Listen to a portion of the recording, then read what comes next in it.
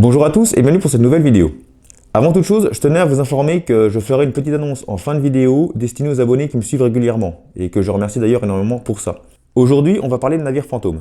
C'est un sujet que j'adore car il y a beaucoup d'histoires là-dessus et certaines sont complètement folles, avec parfois aucune explication rationnelle, même s'il y en a sûrement, mais compliqué à trouver. Alors attention, souvent quand on parle de navire fantôme, on pense aux navires aperçus au loin, parfois dans la brume, avec une forme étrange. Un peu comme cette photo tirée d'une vidéo faite en 2016 par un vidéaste voulant filmer le coucher de soleil sur le lac supérieur, en Amérique du Nord. Pour beaucoup, il s'agirait d'une Fata Morgana, qui dans un langage plus simple est juste un mirage, mais ça reste quand même assez étrange. Voici d'ailleurs d'autres exemples de photos de Fata Morgana. Après, des vaisseaux fantômes, il en existe sous toute forme, mais aujourd'hui je vais vous parler de ceux retrouvés sans aucune trace de leur équipage. Et des histoires de ce genre, il y en a des tonnes, car l'homme navigue depuis l'Antiquité. Comme par exemple celle du Marie Céleste, qui est archi connue. Je voulais faire une vidéo dessus, mais il y en a déjà beaucoup sur YouTube, donc je me suis dit, autant en faire des moins connus. Le souci, c'est que la majorité des histoires de navires fantômes datent de plusieurs siècles, et parfois il s'agit juste de légendes, car il y a très peu de traces officielles écrites, c'est surtout des témoignages. Mais il arrive aussi, parfois de nos jours, de retrouver des bateaux dérivant seuls sans aucun équipage. L'avantage, c'est qu'il y a désormais des enquêtes minutieuses avec du matériel qu'ils n'avaient pas à l'époque. Et quelquefois, ils arrivent à trouver des explications, même s'il faut bien reconnaître que parfois c'est un peu tiré par les cheveux. Donc aujourd'hui, je vais vous raconter deux histoires de navires fantômes. L'une s'est passée au 19e siècle et l'autre s'est passée en 2007. Allez, à tout de suite.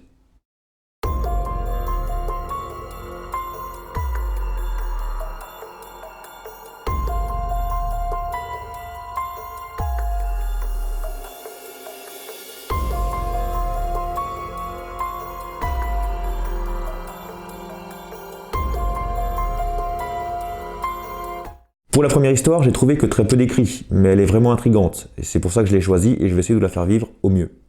Mais pour la deuxième histoire, j'ai eu beaucoup plus d'informations dessus. Allez, c'est parti. Le JC Cousin était une goélette de ce style, construite en 1863 à San Francisco. Il y a très peu de photos à son sujet, et les seules que j'ai pu trouver sont celles-ci. Après divers emplois, la goélette avait été achetée pour servir de bateau pilote à Astoria, dans l'Oregon à l'embouchure du fleuve Columbia, qui est un fleuve qui traverse le Canada et les États-Unis avant de se jeter dans l'océan Pacifique. Le soir du 6 octobre 1883, la goélette va prendre son poste, afin d'aider les navires à éviter les bancs de sable, à l'embouchure du fleuve.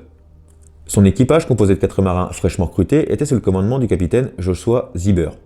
Arrivé au milieu du fleuve, le capitaine avait noté dans le livre de bord, outre sa position et l'heure, que tout allait bien à bord. Le lendemain matin, le 7 octobre, le temps est clair et il y a un léger vent. Très tôt, le navire avait été observé à 3 miles au large, en direction d'Ilwaco, dans l'état de Washington. Vers 13 h, à la suite d'un changement de vent, le bateau a brusquement pivoté sur lui-même et s'est dirigé, toute voile dehors, droit sur la côte, pour finalement s'échouer brutalement sur un banc de sable. Les témoins présents à ce moment sont précipités sur les lieux, mais une fois montés à bord, ils se sont retrouvés face à une situation incompréhensible. L'équipage n'était plus à bord du navire. Il restait un repas intact servi sur la table du carré, dans la cuisine, des pommes de terre cuisinées dans une casserole sur une cuisinière encore chaude. Tous les effets des marins étaient proprement pendus dans le poste d'équipage. Il n'y avait pas la moindre trace de lutte ou de désordre. Dans la cabine du capitaine, un revolver Colt était rangé avec ses 6 balles dans le barillet. Le canot était arrimé à son poste et sur le pont près du grand mât, une caisse contenant une pile de bouées de sauvetage était intacte. Aucun corps ne sera repêché et à terre ou en mer, il n'y avait aucune trace de l'équipage. Le navire sera ensuite remorqué et vendu aux enchères. Une commission d'enquête a exploré en vain toutes les hypothèses possibles, mais le mystère restera entier. Donc que dire de cette histoire à part qu'elle est vraiment très louche et captivante. La seule explication plausible que je trouve, personnellement, et sans rentrer dans les fantasmes les plus fous, c'est qu'ils abandonnaient le navire dans la nuit ou tôt dans la matinée et les laissaient partir voguer seuls avec le moteur tournant. Car s'ils avaient été attaqués par des pirates ou autres, il y aurait forcément eu trace de lutte. Personnellement, j'ai envie de croire en la véracité de cette histoire, mais deux choses m'embêtent un petit peu. La première, c'est qu'il est clairement écrit que le navire s'est brutalement échoué sur un banc de sable. Or, il est dit que tout est bien rangé à l'intérieur, et que des patates cuisent encore dans une casserole, et même que la table est mise. Bon, après, je sais que dans les bateaux, tout est fait pour que rien ne bouge, car en cas de tempête, ça risque de voler partout. Mais là, on parle quand même d'un navire qui fond sur un banc de sable. Et si jamais tu regardes cette vidéo et que tu as de bonnes connaissances sur les navires d'époque, n'hésite pas à laisser ton avis dans les commentaires, ça serait super sympa. La deuxième chose, c'est que j'ai aussi trouvé sur internet que c'était les gardes-côtes qui avaient retrouvé le navire, et non des témoins. Bon, après, mis à part ce détail, tout correspond. Voilà, cette première histoire est terminée. Pour moi, elle fait franchement partie des plus intrigantes que j'ai pu trouver, donc à vous de me dire ce que vous en pensez dans les commentaires. Allez, maintenant, on passe à la seconde histoire. Elle sera peut-être un petit peu plus longue, mais elle sera aussi plus complète. Nous sommes le 15 avril 2007 en Australie. Derek Batten, le propriétaire du bateau Cass 2, est accompagné de deux de ses amis, qui sont aussi deux frères, Peter et James Tunsdead. Ils décident de rallier par la mer leur ville de résidence, Perth, une grande ville australienne, en effectuant des arrêts le long de la côte nord puis ouest. Ce voyage devait durer 6 à 8 semaines. Il devait être fait de baignade, de pêche et de bonnes tranches de rigolade entre amis. Mais malheureusement, ça ne se passera pas du tout comme ça. D'après les autorités, le casse-2 aurait quitté les côtes d'Orly Beach le 15 avril 2007 en direction de Tonville. Le 18 avril 2007, un hélicoptère des douanes repère le catamaran dérivant près de la grande barrière de corail, et il semble apparemment en détresse. Le 20 avril 2007, soit 2 jours après que l'hélicoptère les a repérés, la sécurité maritime aborde le navire. Et à bord du casse-2, tout semblait normal, mis à part qu'il n'y avait aucune trace des 3 amis. Un peu comme le JC Cousin. Le dîner était dressé, un ordinateur portable était allumé et le moteur tournait toujours. De plus, le système d'urgence du bateau, sa radio et son GPS fonctionnaient et les gilets de sauvetage étaient au complet. On retrouve aussi les téléphones portables des 3 hommes, leurs montres et leurs portefeuilles. Sur le pont arrière du bateau, les autorités trouvent 3 t-shirts soigneusement pliés, des lunettes ainsi qu'un petit bateau encore hissé. Ce qui laisse penser aux autorités que les 3 amis seraient partis nager, avec le moteur du bateau en marche. Mais il y a quand même quelque chose de bizarre à part la disparition de l'équipage, une des voiles du bateau est déchirée. Et l'affaire du catamaran fantôme commence à devenir un véritable casse-tête pour les autorités qui ne comprennent pas du tout ce qui a pu se passer. Le casse-2 est remorqué jusqu'au port de Townsville, et il sera lui aussi passé au peigne fin. Pendant ce temps, 7 avions et 2 bateaux essaient de retrouver la trace des navigateurs disparus, mais hélas en vain. Au bout d'un moment, la police stoppera les recherches, estimant que les 3 amis n'avaient aucune chance de survie aussi longtemps dans l'eau. Tandis que dans le port de Townsville, le casse-2 est fouillé de fond en comble. La thèse criminelle est écartée car rien n'a été volé, tout est à sa place et on retrouve aucune trace de lutte. La police va ensuite s'intéresser aux données GPS, et là ils vont remarquer plusieurs choses étranges. Le bateau est bien parti d'Orly Beach, et il a traversé une zone en formation de bourrasque, et une mer agitée. Puis dans la même journée, les données GPS indiquent que le bateau était à la dérive. Mais juste avant de partir à la dérive, le jour du départ d'Orly Beach, le casse-2 a mis le cap vers le nord-est, en direction du passage White Sunday, je sais pas si je prononce bien, désolé, de George Point et de l'île Gloucester. Les 3 hommes avaient l'intention de rejoindre pour la nuit la ville de Ayr, ou Ayr, je sais pas trop non plus comment ça se prononce, désolé. Sauf que l'on retrouve dans le journal de bord d'un opérateur radio la position du casse-2. Le 15 avril 2007 à 18h45, le bateau se trouve encore vers George Point. Pourquoi, après 11 heures de mer, le bateau était toujours aussi proche de son lieu de départ? Les autorités vont ensuite découvrir un enregistrement vidéo des 3 amis qui est assez étrange. Cette dernière séquence est filmée par James le 15 avril à 10h05. Et elle montre plusieurs choses. Derek tient la barre pendant que Peter pêche à l'arrière du bateau. Une longue corde blanche traîne derrière le bateau et le moteur ne tourne pas. La mer paraît agitée mais aucun des 3 hommes ne porte de gilet de sauvetage. Et des pare-battages sont suspendus à des filières de sécurité. C'est ça les pare-battages, les bouées qui servent à protéger la coque des bateaux. James a ensuite fait pivoter la caméra à 360 degrés. Ce qui permet aux enquêteurs de voir les îles aux alentours et déterminer l'endroit exact où se trouvait le bateau à 10h05. La vidéo montre aussi que la chemise et les lunettes de James ne sont pas posées à l'endroit où elles ont été retrouvées.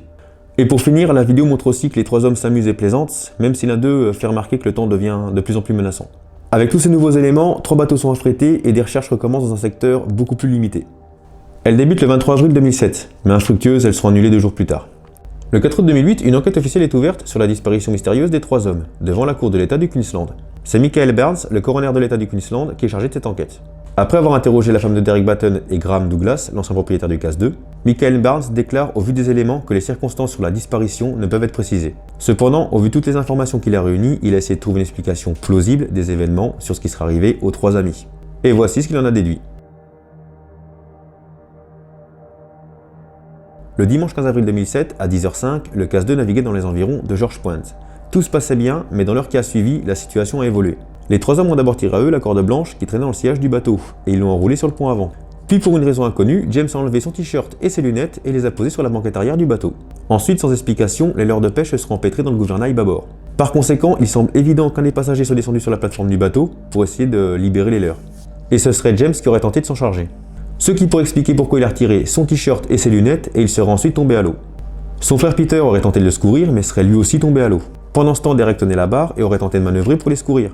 Mais lorsqu'il a quitté la barre pour affaler les voiles, un changement de vent aurait provoqué un virement de bord.